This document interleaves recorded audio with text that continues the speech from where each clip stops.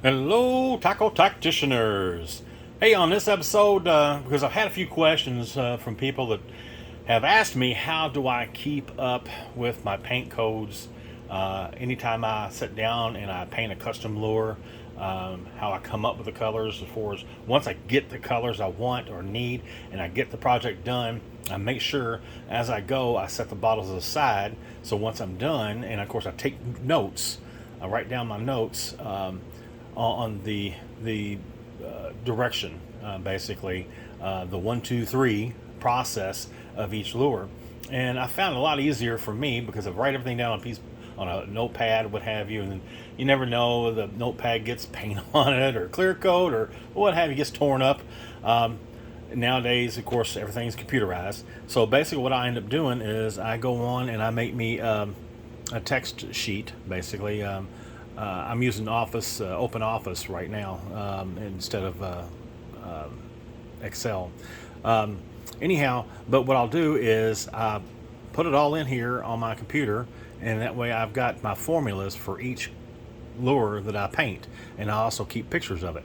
So I'll take a different profile pictures of it to post it on there, and then of course I write down what I use, and these are the steps I use.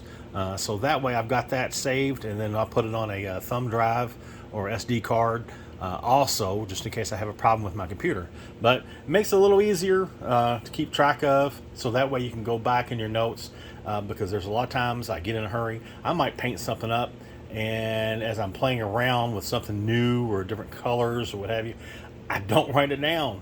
And so at least if I can take pictures of it, of the finished product, I kind of can reverse engineer it to a degree, but it's also better just to go ahead and write it down. And I might use my pig Latin and write down some sloppy notes on Notepad, but after I'm done, then I'll put it on my Excel form or like my Open Office, what have you.